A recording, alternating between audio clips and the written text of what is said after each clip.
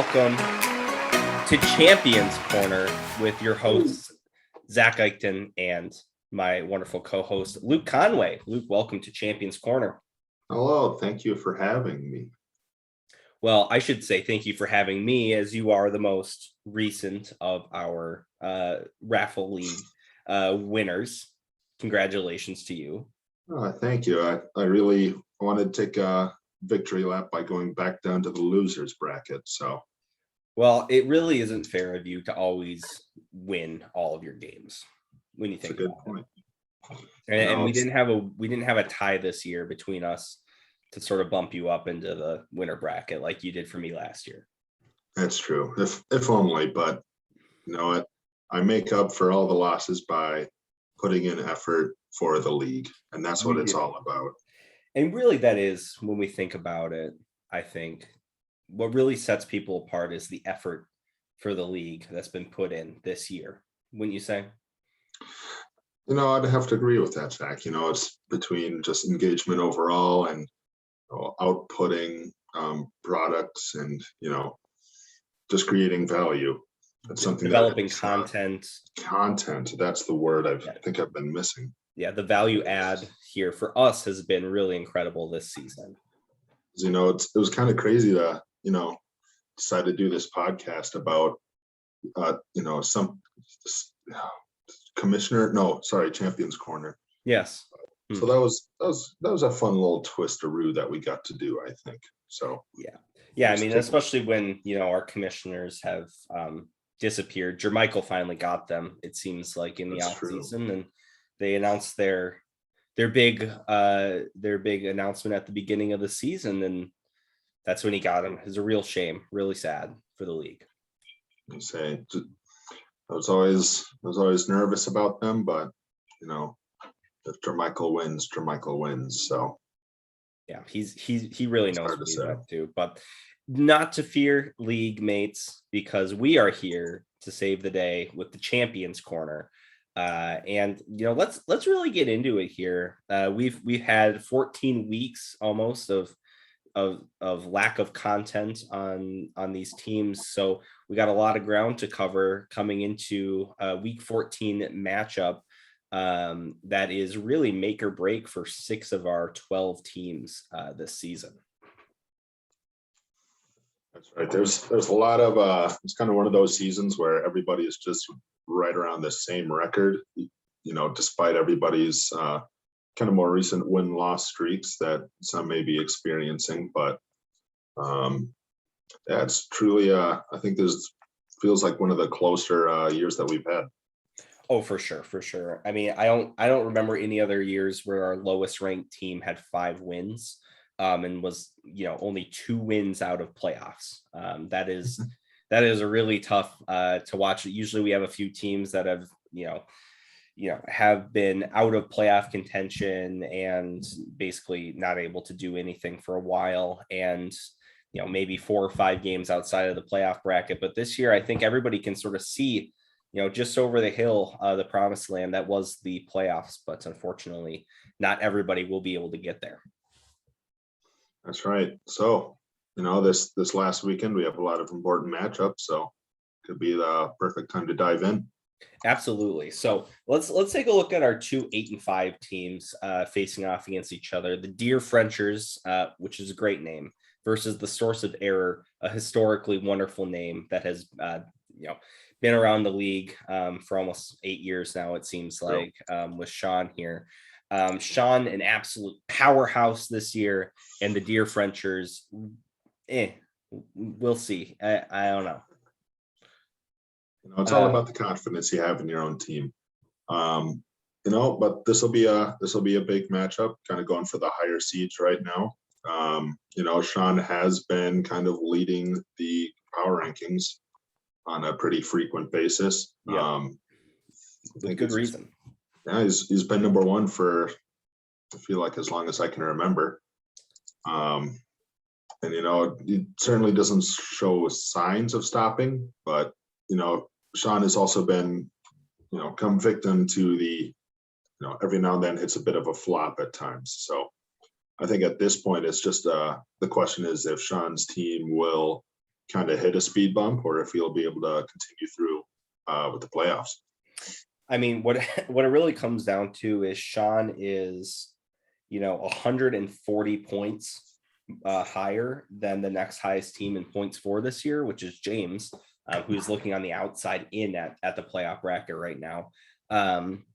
And yeah, that really is the story for Sean this year. He has put up time after time just these dominant performances, led, of course, by my legacy, who I passed on, Joe Mixon, of course, classic. He's I here to can't. spite you. It really is. This is the revenge year of Joe Mixon against all the fantasy owners who have scorned him for his terrible play in the previous seasons. And here we are. He's up against a tough-ish San Francisco defense, but that hasn't stopped Mixon in the past, and he is probably going to just absolutely destroy my entire vibe when he runs for 85 points this upcoming week. Yeah, it's probably bound to happen. But to be fair, your team has also been pretty up there and competing. You have everybody's favorite Odell Beckham on your bench just in case. But other than that, we're filming this early in the week, so lineups can change and projections can change. But you certainly have a team that is from time to time, surprised with results and surprised with victories. So. Who knows what's going to happen here, honestly, as we look at these teams. Props to Sean. I really do think that this could be his year, as long as he doesn't, become the source of error in the playoffs. I think that his team has shown that they have the chops. The Frenchers have stumbled over the previous few weeks here, and we'll have to see how this goes. But right now, I think Sean is the favorite in this matchup and is likely going to earn himself a first round bye. Winner of this game does get a first round bye, so it is important. This is the first round of playoffs, but before there's an elimination round, so it really does make a big difference going into that postseason. And there's a big this may show that there's a big incentive, the year before to get last place. And then, the next year you can hedge your way up right into the championship. So, yeah. And, the champions may be a new circle, trend. The champion circle, obviously, I would say doesn't want to expand, but if we are going to expand, somebody who has the humility of getting a few last place finishes is somebody that we need up here at the top with us. So, good luck, Sean. Not too much luck because I want to win, but, good enough luck that, hopefully you don't have to face you in the postseason at all. That'd be nice. Yeah. Let's move on to our next matchup here, though, which is a really important one for playoff seeding purposes of Bishop Sycamore versus All It Takes Is One. And in this case, all it takes is one for Jake to guarantee himself a playoff spot this year. That's right. And oh, baby, does Jake have the perfect week for this matchup with Jonathan Taylor on the bye week.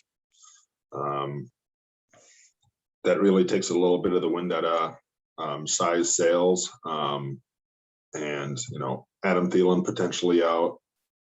Just a load of buys just hitting him at the worst time. At press time, Bishop Sycamore is projected 60.35 basically, after last week's before the lineup waivers. Tough to watch. Which, this team also just took a big hit last week. I think they, I barely just beat his team with like 85 points or so. So, don't feel too bad for him. He may be getting cold at the worst time. I think he's now on a 2-game losing streak, if I recall. He was able to beat me back in, I believe it was week 10. By like 0.3 points because Tyler Higbee doesn't know how to catch a ball, apparently, or Russell Gage for that matter. Neither of them know how to catch a ball. So I don't feel too bad for him for losing a close one. Definitely tough as he's trying to lock up that bye.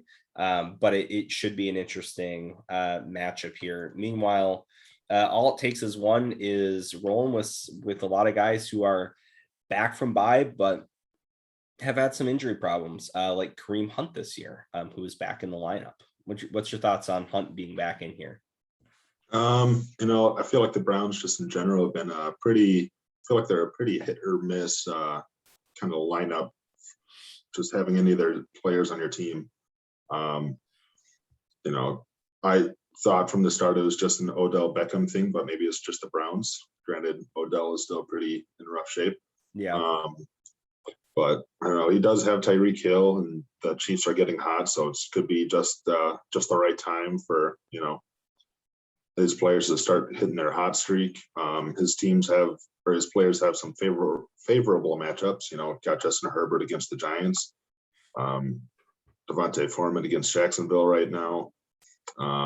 He has my boy Amir Abdullah, which obviously he just has to play. Yeah. Former Nebraska great. But former Vikings legend Amir Abdullah. That's for true on those punt returns and some kick returns, I believe. But yeah, he's on Jake overall. He's on a 1-game loss streak, I believe. So nothing too bad. You kind of just hit that speed bump last week. So you're trying to look up some stats here. And he got trounced last week by All Sunday Clay, who coming back with a vengeance. Clay lost a close one. I believe it was week 12 or week 11 against me by like 2.7 points or something small like that. So he was due for another big week, this time with a victory. That's right. So yeah, we'll see how he does going forward. He hasn't scored above 100 points since week 11, where he scored 139. And outside of that, he's been kind of teetering around the low side, but every now and then it's his hot streaks of breaking 100. So we'll see how that carries forward for him. Yeah, fingers crossed. It'll certainly be interesting to watch here. I am interested to see if I don't have the stats on this. I don't have the fully opened database here in front of me yet, but if Jake makes playoffs, that is going to be 3 teams for sure that make playoffs that have been previous losers all the way in the Sacco Bowl.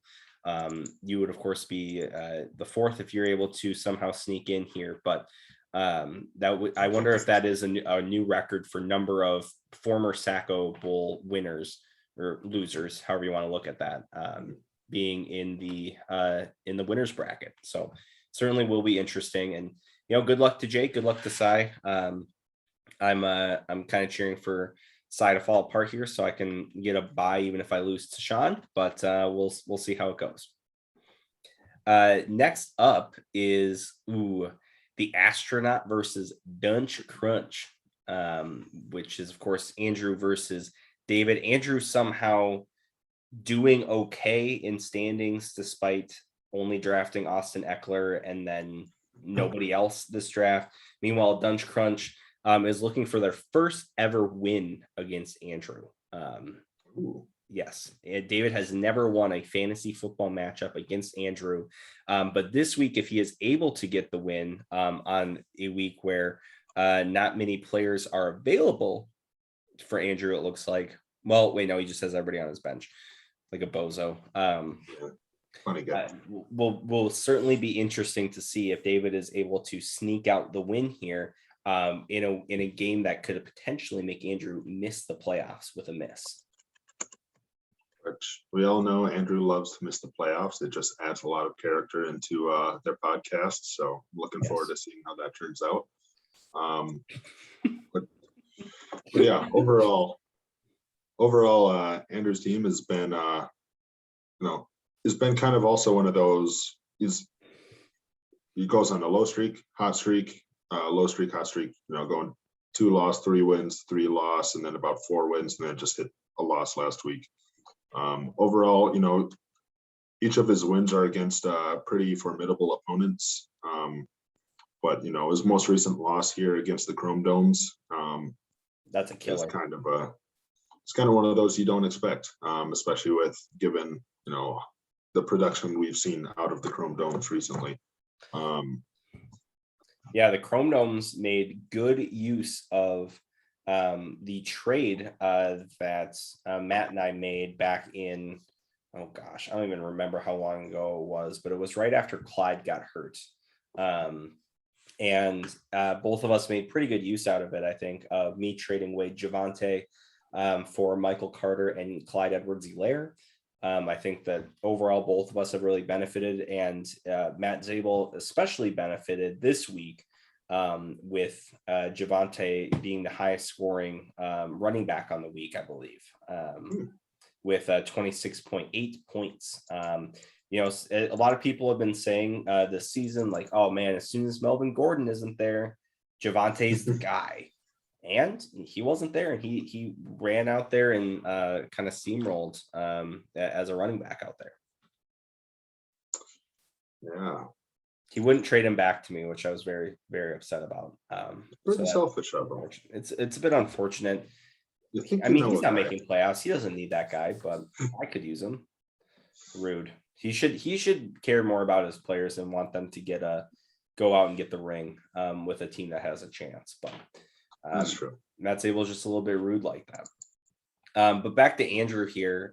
Really, I don't know how to feel about this team. You know, maybe it's fine.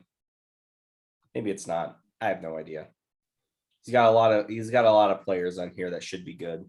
And he is 7-6, so he's not that bad off, right? No.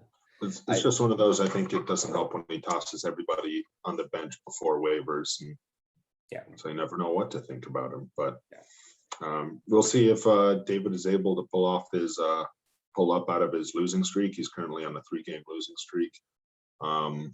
Last year around this time, going into the playoffs, he was on a winning streak. The last time he had a 3-game losing streak, besides this year, so say in 2020. He did go on a 4-game winning streak, which would get him to the championship, but then he lost that next game. So we'll kind of see how this plays out, I guess. It's going to be an interesting matchup. David already has his spot in the loser bracket, but he's fighting for that higher seed. Yeah. And he definitely wants to stay out of the loser bye, which, he's 5-8. So are the Chrome Domes and Chicken Horse. So a loss here and a win for either one of them would be really devastating to see David get that first round loser bye and only have 2 chances to miss the punishment. So certainly something to watch for. Ooh, all right, let's get on to, I think, what is probably my favorite matchup coming into this week, which is the Sneer Cats versus Jack Attack. The winner of this game, I believe, makes playoffs. Based off of James's points for record, much higher than Jackson. He's 100 and let's see, what is that? 120 some points ish above Jackson in points for right now. Basically a full game's worth. So unless Jackson is able to, put up 200 points it doesn't matter. If James wins, he's got the points record against Jackson, and he'll get that higher seed. And if Jackson's able to stave off James, he will lock himself into a playoff spot. So certainly going to be a fun one to watch. Right. And I think overall, trying to look up some past stats here. I want to say Jackson has gotten into the winner bracket pretty frequently since joining, outside of 2019, 2016. So I'm sure he's fighting again to maintain that positive playoff record. And James himself, of course, won a couple championships, got second, but the past couple of years has ended up in the loser bracket. So it'll certainly be interesting to see how this plays out. Both of them sick of being in that loser bracket.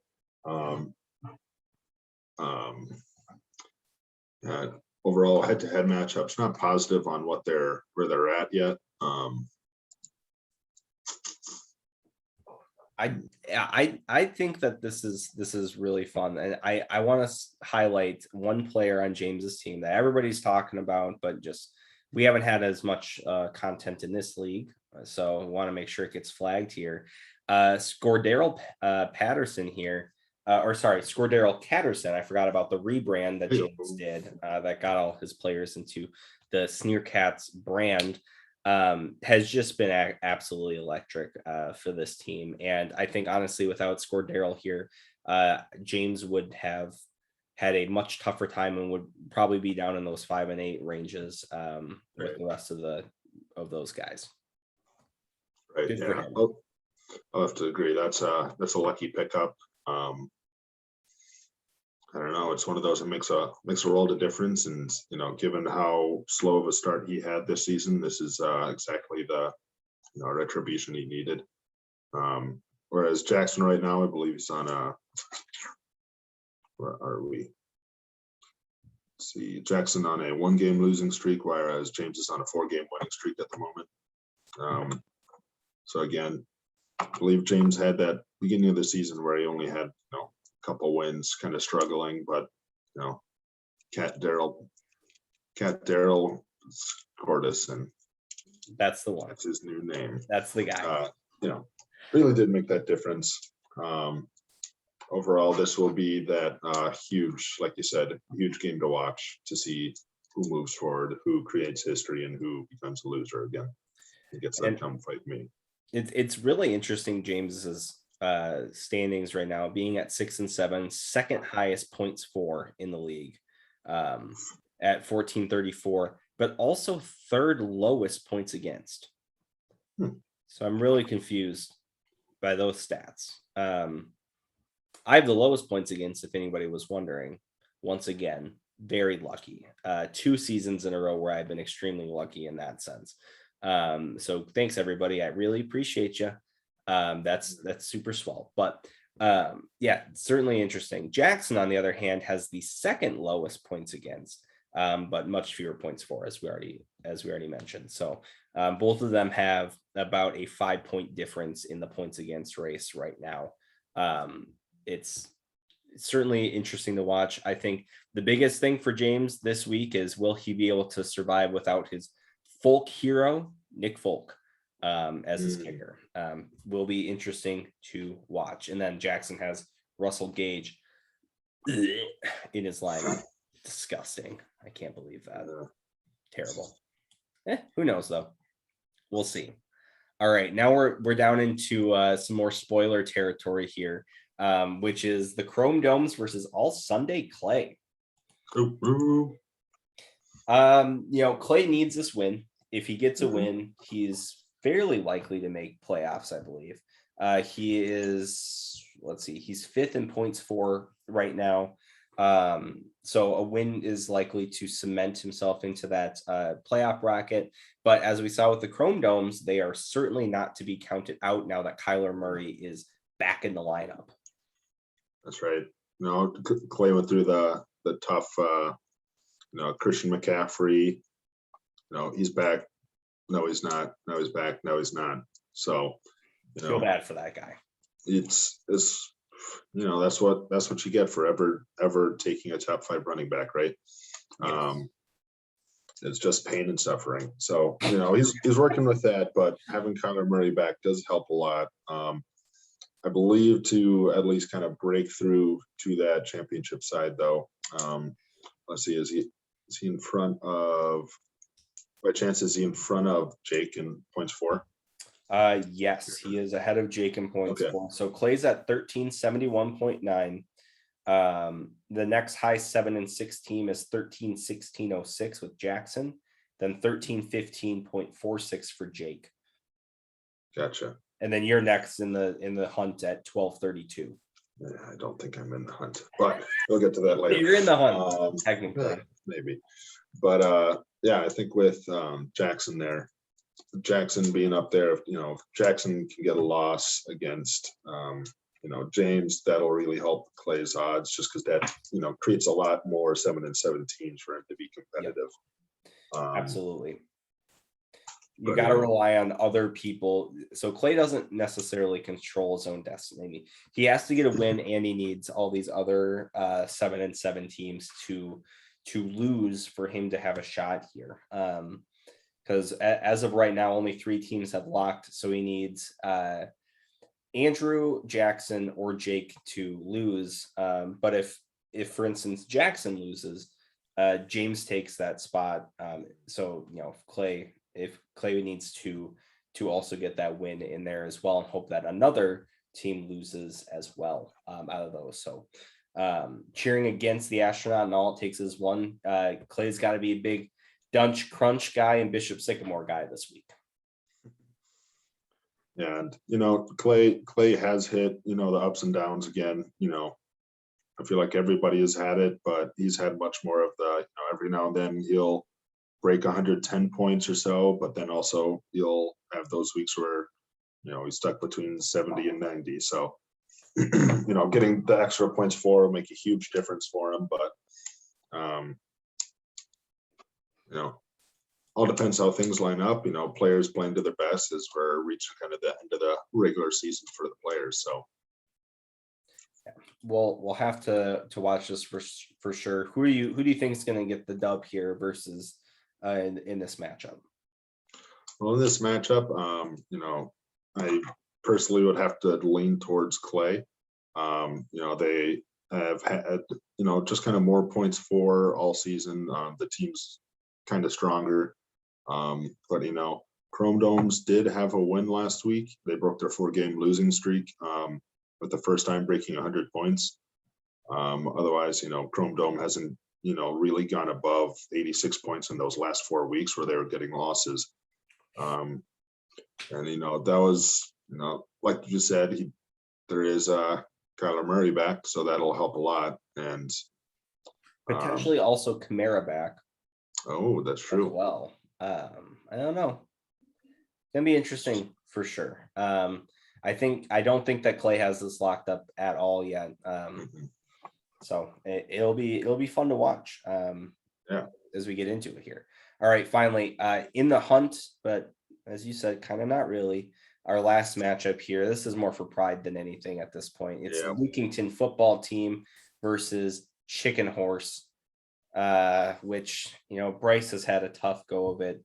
I believe he's lost 7 in a row now. Which after going 5-1 to lose 7 in a row and just totally piss away your playoff chances, is tough to watch there for sure. Yeah, it's been a tough fall. Fall from grace. Living with them too. I get to see the behind the scenes, and it's. Yeah, what is the behind the scenes like at the front office of Chicken Horse? Behind the scenes, it's been a lot of F my team, to watch my language. It's a lot of F my team, F it, I don't care, and it just sounds like a general manager that's kind of already looking to next year or just looking to golf season. So does it sound like the subtext? Does he actually care quite a bit? I think it does get to him, but at the same time, he still has to be sure he's doing the responsible things for his team, like, checking his rosters, checking his players before game time starts, because there's the 1 week, where he started a couple inactive players. Yeah, that was bad. Ruled out. The rookie move of, playing a Thursday game in your flex spot. Yeah, that was a real bonehead move. I got to be honest. It's just kind of some of those things that you have to be sure you're looking out for if you're going to try to get into the winners bracket sort of thing. So, he has been listening to fantasy football podcasts. I believe it's just one of those. I think his team's just in a tough spot right now. But I feel like that's a good transition to mention that my team is also not in the hot spot right now. That's true. That is certainly true. It's always nice to think that your team will do well, but then you have Saquon Barkley, who doesn't actually play the beginning of the season. You think it'd be a rebound year. It's not. I have a couple other running backs that are at least within the top 20, and they all alternate between being hurt or not hurt. So it's been kind of an up and down ride. I tried to stay really true to my Rams team, but once Robert Woods especially got hurt, that kind of They kind of put a bit of a nail in my coffin. So Yeah, I feel your pain. Bobby Trees was my wide receiver one in my other league, and now my wide receiver one is Jacoby Myers. So that's not great for me. But anyways, that's beside the point. Bob Trees loss there was tough for you. And there's not much you can do about injuries like that. And I really do think that your team is good. I just don't know if you've been really battling the injury bug. DeAndre Swift getting hurt, that didn't help you in that, along that stretch. And, we'll just Jamal Williams, the one handcuff I don't have for my starting three. Yeah. He didn't do that well. And he only had like 8.7 points or something. So last week, but outside of that, we'll see if I think it's AJ Brown will be back here soon, but otherwise, my wide receiver room has just been pretty much devastated. Is the other downside. It's just one of those I keep trying to pick people up and usually have to keep dumping them. So it's been the wide receiver room has been tough, but I at least have 2 tight ends. Hopefully, always fingers crossed that I'll find that third to really pull my team back together. I think this is a very winnable game for you, but I don't know if that's going to matter all that much, to be honest. As much as you will, I think you're pretty safe from a first round loser bye though, so that's good at least. Agree. Yeah. This is one of those. Even with I think at least Brandon winning, if Brandon wins and Matt Zabel wins, I believe you're right. I should still be fine. From that first round bye in the loser bracket, just given for the points for. It's just a matter of I almost want to plan which side of that loser bracket I want to be on based on matchups. So so that could be a whole nother strategy aspect, but will I put that effort in? Probably not, because I'll be too disheartened. I think that you should probably not pay too much attention to that, because you can't control the other guys around you. Can't play defense for other teams, right? Well, I can do my best, but we'll see. You're out there with the bat. Top scoring. Hey, no. That is a joke for legal reasons. That one joke. It's a joke. I'm not gonna go hit anybody's knees with bats or disable car brakes or just the shit. Just go give people COVID or pink eye or anything like that. I don't know. Go catch the dang COVID. Fart on whose pillows? What?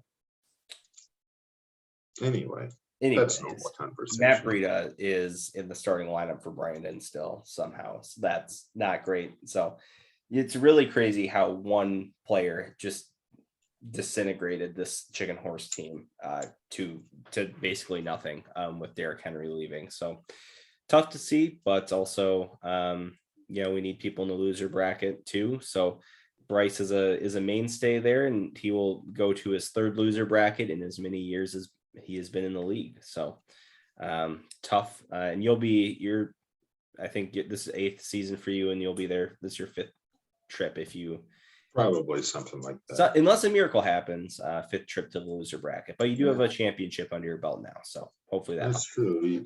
We do have some hardware, so it's so big.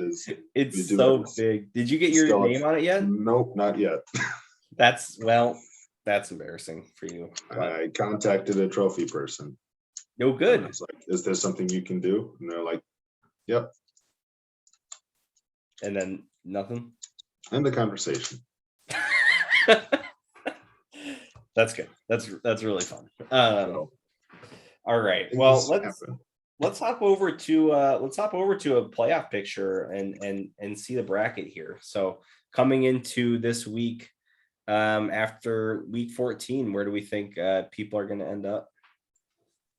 Yeah. So right now on our screen here, we have the current projections for the standings.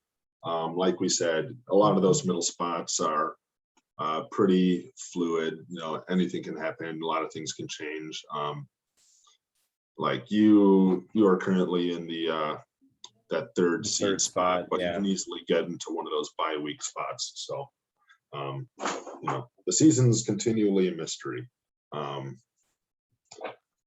But if Going off the current projections, going off current projections, not the current scores, because Andrew is just trying to troll everybody. that guy's a real bozo. I'll say he's the guy that did that after the draft. He's like, I'm going to put everybody on my bench. It's like, But why would you do this? but why? I just want to know. Because it's why? funny. It's like, this is not. This guy's got a weird sense of humor, man. He's sick. He is sick. It's probably that bowl in his chest. Not enough room for a heart in there. Not enough time for producing content in there. Anyways, so the first matchup we got here, Andrew Smead and Jackson Chalio. So we got the astronaut Jack Attack. Currently right now, the 4th and 5th seeds, both 7 and 6. Andrew with about 70 more points for at the moment. I don't know. I feel like this is one of those when Jackson gets into the playoffs, Jackson typically gets hot. So I would lean at least Jackson. Jackson's always hot, typically wins. That's true. Have you seen that man in jorts? Yes. Oh, He's got those thighs, man. They're good. Pleasant viewing. I think that I'm giving the edge to Jackson in this matchup. I'd agree. It seems, I like I said, I think Jackson's usually typically does well in the playoffs. He really keeps to the grindstone there. I think overall he'll survive, and the astronaut will just get upset again. So that's going to be that's always a the fun. Astronaut's coming back to Earth. Boom. That's a good tagline. That's fun. Right. Yeah, I think that's fair. I like that. Let's see here. Who do we have next in our next matchup here? Yeah. So next up, who we got? We got Big Sweats versus ZE5 here. Of course, that is Frenchers. The Dear Frenchers versus All It Takes Is One. Trying to remember what week Jake and I played. Sleeper needs a better way outside of the mobile app to look up schedules. Yeah, it does. I would agree. It was week 8 here, with the Dear Frenchers getting like a 3-point victory in a very low scoring match. That was the week I had to play Carson Wentz, who got 3 touchdowns somehow with only 18 points. I don't know how he's what? Oh, that's so. How is he? 2 interceptions and a fumble for -6 there will get you. Oh, that's so frustrating.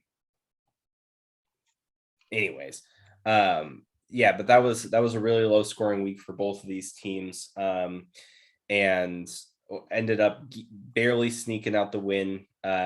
Overall, It Takes Is One, which is the difference maker right now as we go into playoffs. I do think that my team is better personally than Jake's at the current juncture, but so I'm giving myself the edge over Jake to make it onto round 2. And I'll give you your team credit. I feel like you guys have had a lot more explosive wins at times. So it's a lot more of a, I don't know. I think there's a good chance that your team will explode at the right times. I feel like Jake's has been pretty good, but I feel like I haven't seen those explosive scores out of his team recently. No, I don't think so either. So once again, Zack sneaking up in the playoffs. Sneaky team here. That's what it comes down to. Yeah, just like last year. Yes. Oh. I have no idea how I made it to the championship last year. I know we've talked about it ad nauseum, but oh no, it certainly is the truth. All right. Who do we have up next here? We Okay, have, so do we want to go next for round 2, or do we want to hit let's loser do bracket? round 2 here, and then Keep the we'll head over to the championship. loser bracket once Gotcha. we get Let's our keep the champion. championship for the end. Oh yeah, we should. Yeah, you're right. Let's go over to the loser bracket then. All right, we planned this. Yes, we are on top of it. All right, first round, me, the boogeyman. Versus the Block Clay Lips here. I'm sorry. I'm giving it to Clay. You know, in my Historically, defense, Clay has just gotten you bad. I would argue that I have beaten Clay in the playoffs last year. This The loser bracket is a different beast. hmm. But then again, Clay does have, you know, a good hand on the points for against me. My team is still figuring out what we're doing, so I could rationalize Clay getting the win here, just in case. I think Clay is going to get the win on you here, but I'm looking at a head to round 2, and I'm not too worried about you. That's kind of what I'm hoping. Because, well, hold on. Yeah, there you go. Lamo. Yeah, for sure. I think you're making it in round 2, but we'll see who makes it out of this James and David matchup first. Ooh, true. All right. So we got David and James. First, we got James coming in with the Snare Cats on his recent win streaks. And then we have the Dunch Crunch. Rumbling, dumbling, bumbling. They're 5-8, but they don't mean nothing. Overall, I'd say just given James's recent hot streak and Cordero Patterson, that I have a good hunch with just a Meerkat making a win here. David's team has been, you know, pretty good midseason. Towards the end, still pretty good. So I just feel like he has a still decent chance. I think I'm giving the edge to Jimbo here. His team has been absolutely electric and just had a tough year of points or just like weird scheduling business, not playing up to his level. This one, I'm saying he gets the win. He moves down to that 7th place game against All Sunday Clay. Beauty. All righty. So let's figure out this 7th place. So we got All Sunday Clay, just a Meerkat. You know, it's I don't know if there's anything that we haven't said yet. I feel like, you know, James's team has been pretty solid towards the end. So I'm giving it to Jimbo. I think he's going to get 7th. I would agree. I guess I didn't really prep anything for victory. Give him a little star next to his name. Oh, little stars. That's fun. That. People like stars. Of course.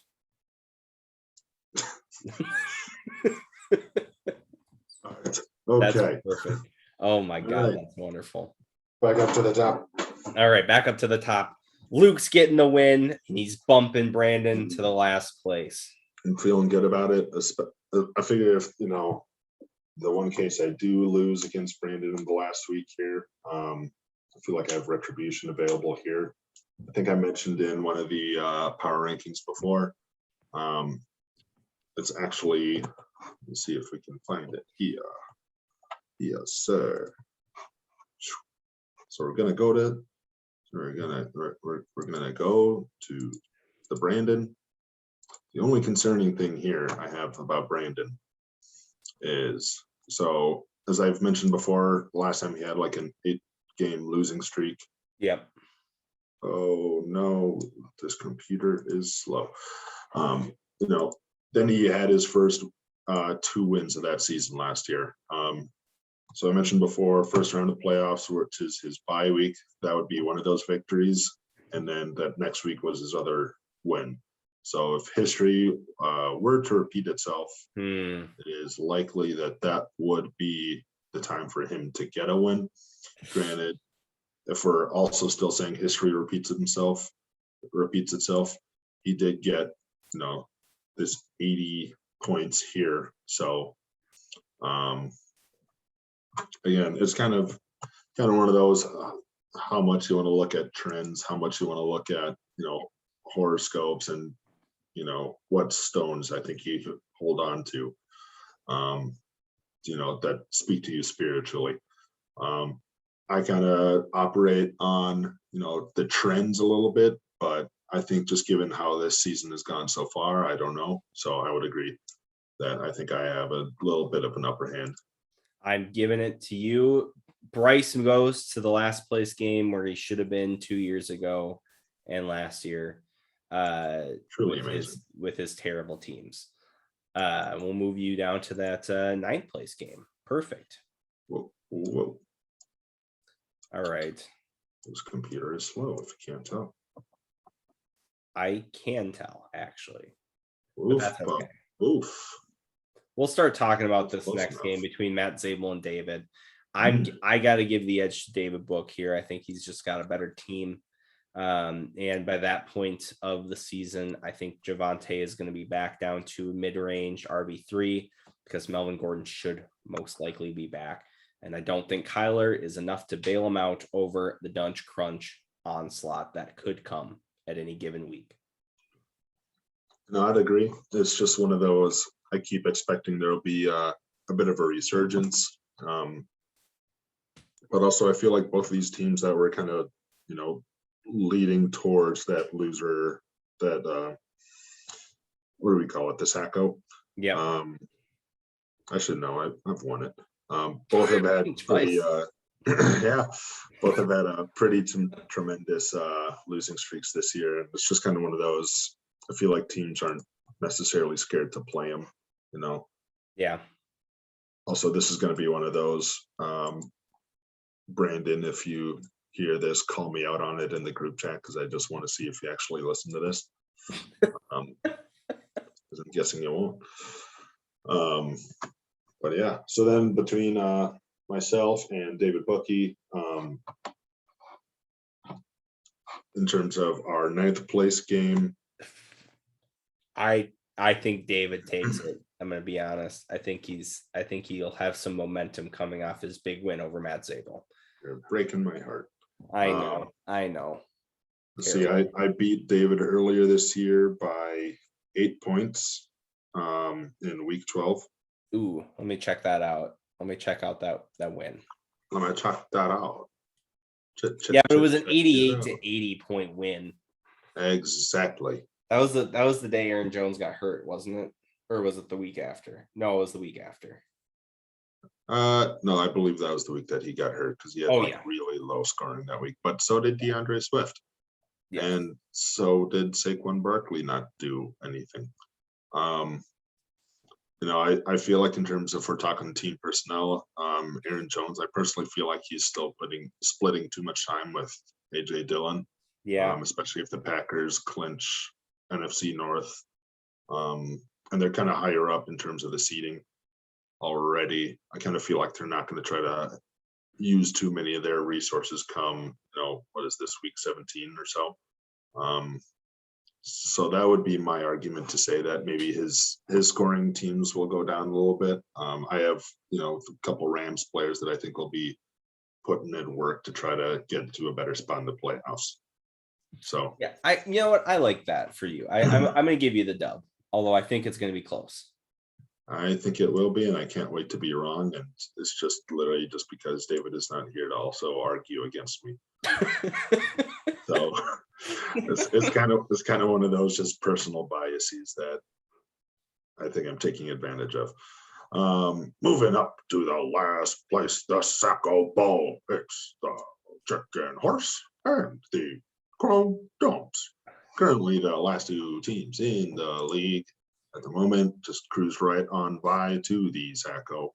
Both teams in terms of points for are within 20 points at the moment. Chrome Domes with a slight lead, both 5-8. Brandon on that losing streak. Chrome Domes just slightly broke it. This could be a time where, they're kind of, it's within a couple of weeks. It's around the holidays.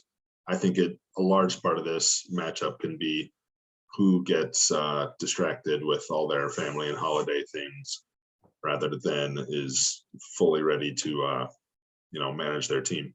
As I mentioned before, we got the chicken horse team of, they're kind of upset with their team layout already. And Matt Zabel, you never know when he has another test coming up. It's always plausible. So he's always got a test coming up. Yeah, so I think that's going to be partially it, how attentive they are to the waiver wire, if they need to switch out their teams.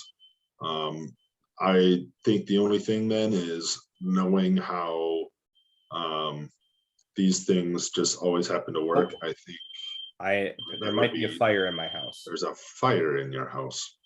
Pause. This is content. Hello. Am I still on recording? Baba booey. Baba booey. Now you see here, we're gonna have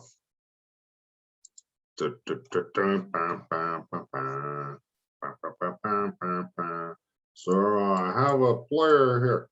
Oop, oop, oop. There we go. I have a player here. I have another player here. And the quarterback will be over here. Now, the routes, this guy is going to run up and this way. And this guy is going to go up, cut over, cut up, and then also follow that receiver. And you see the defenders, they're going to be here. This guy's going to go whoop and whoop, whoop, and whoop. There we go. Computer lagged that way. So this guy will be so open. And then the guy defending this boy, whoop, whoop, whoop, he's going to run up here and over there.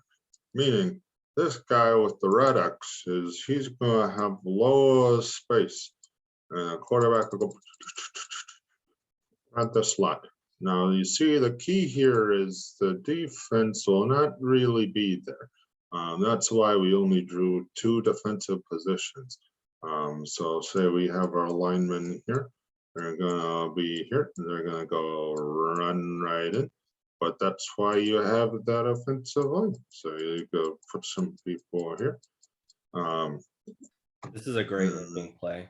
And there's, just in case this guy doesn't get open and the defender doesn't totally lose him like it always would, we're just going to pretend that I'd said there's a running back over here and we're just going to run the wheel route because everybody loves the wheel route. And, we're just going to be one of those. The linebackers are going to be back here. They're going to have no idea. And then they're just going to also run this way. So this guy's especially open. And that's how you win the game. That's a great game plan, Coach. Superb work. I've thought about it over the many hours where I was gone fighting fires in my home and have decided that Bryce is losing. The combination of Kyler and Kamara by that point will be enough to overcome Justin Jefferson and nobody else on Bryce's team. And also, I want there to be the fashion show, and Matt Zabel is less likely to be at the cabin. So Matt Zabel gets the win, Bryce loses, and we get the fashion show at the cabin next fall. Interesting. As much as I want that to happen, I just feel like I see how these, this Bryce story plays out year after year, and I'm going to say that Bryce is going to win. And then Matt Zabel, we kidnap him and bring him to the cabin, so he has to give us that fashion show. And then we're just gonna. I've always wanted to kidnap Matt Zabel. We're just gonna submit a paper to Matt Zabel's teachers saying that that we just copy straight from the internet or something, and he just gets expelled for academic fraud. Anyways, going to the winner's side. To the winners. Okay. Oh boy, it's been a while since we've been here. Oh man. We are going. That's what your team says every year.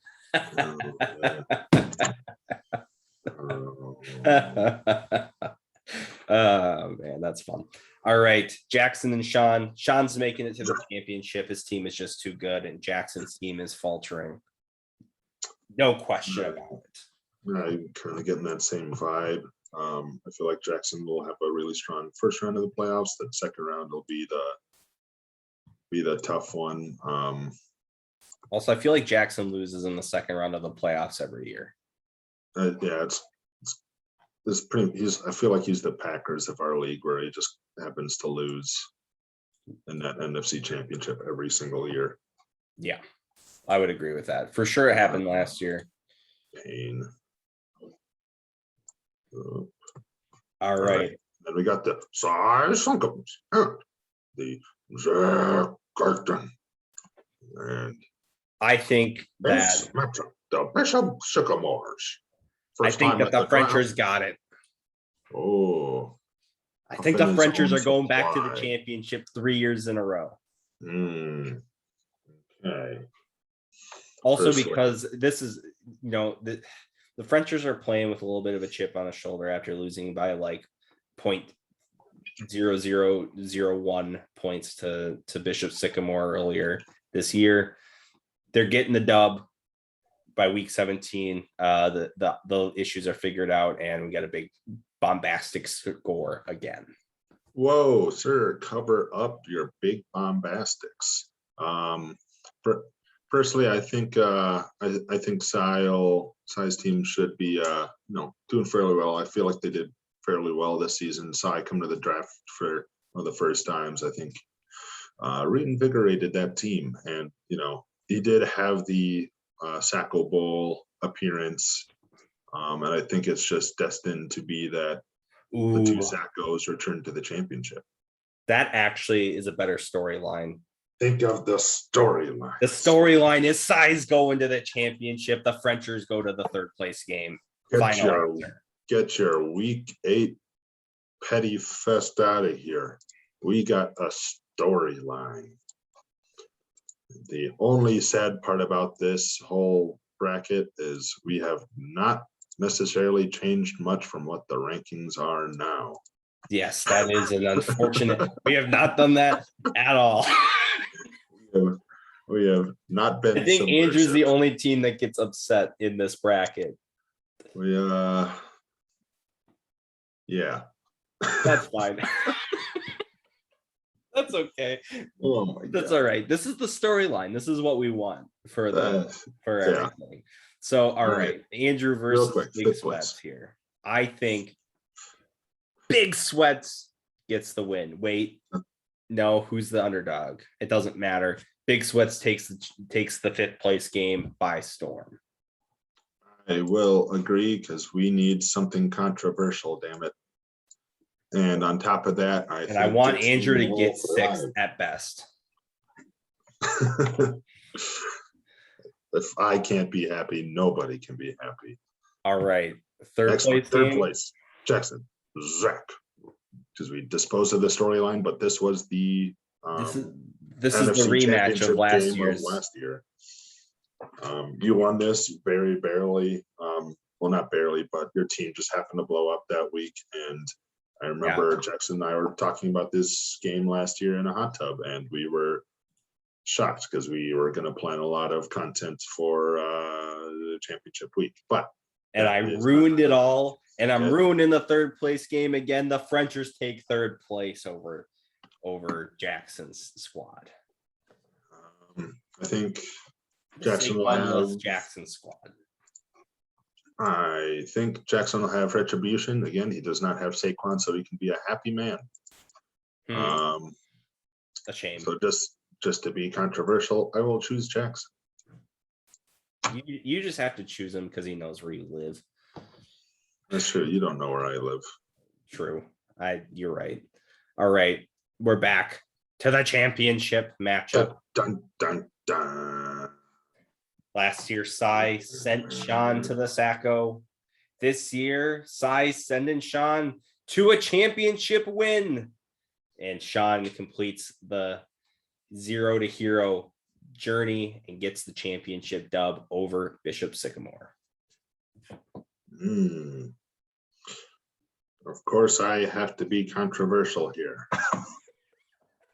see, you see, we got Sean here. Sean's team, I feel like just the history of his team will somehow choke in the moment.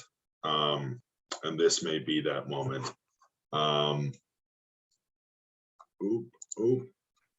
Whoa. My computer is very slow when doing so many things at once. But I feel like Sean's team, given this will be about week 17, I could see some of his players, being in the spot to take it easy. They don't necessarily have to grind as much. Whereas, the side does have some of the Buffalo Bills players, and I think they're going to be really fighting for one of those higher playoff spots. And It's a good point. I don't know. I think I'm trying to just rationalize that. I think somehow Sean's team will just hit the wall again and choke somewhere along the way. Yeah, which maybe that could have happened between Sean and Jackson, but I think it's kind of one of those. I feel like it's the inevitable, and personally, I think his team will win just because he has that draft appearance. His team is ready to go. I assume you're sticking with Sean. I'm sticking with Sean. Sean gets the win after so many years and so many sackos. He finally does it, and he finally completes a cycle of 0 to hero and makes it to the Champions Club. Interesting. I guess we will see. We got quite the mess in the losers bracket over there. But those plays will make things happen. And things will happen indeed. Good luck to everybody in those playoffs. I hope that I don't get last. I hope that you don't get last either, and that I get first. That's a fair transaction for this conversation, and that is on Champions Club Solidarity. And that's all we have this week from the Champions Corner, the only podcast for the Raffle League this year. We're just like Alabama. We keep it in the family. The victories, the trophy. That's what we meant by keep it in the family in Alabama, for sure. And that's they like their siblings. Too much, one might even venture to say. So, some might say it's like an Olive Garden situation over there, except they put breadsticks where they don't belong. In the gluten-free people, that's where they don't go. But that's all we have for this week on the Champions Corner. And the commissioners, the Champions Corner. The champions taking over the Commissioner's Corner to do their job for them. This is anarchy. This is a coup. And I will try to be funnier in future broadcasts. We're a little rusty. We weren't expecting to have to break out this routine at all this year. So that, we can't be blamed too much for that. That's true. I do all my things in Excel and that data. I'm not ready to present it. I don't know words. I'm a man of the Excel, and a man of data. There's a lot of energy in that Excel, just like the Minnesota Wild. Let's talk about the Minnesota Wild. And with that, that's the conclusion of the Champions Corner. So long, folks. We'll catch you the next time there's a 14-week drought of content. And may the sports games and numbers be in your favor. But mostly ours. See ya.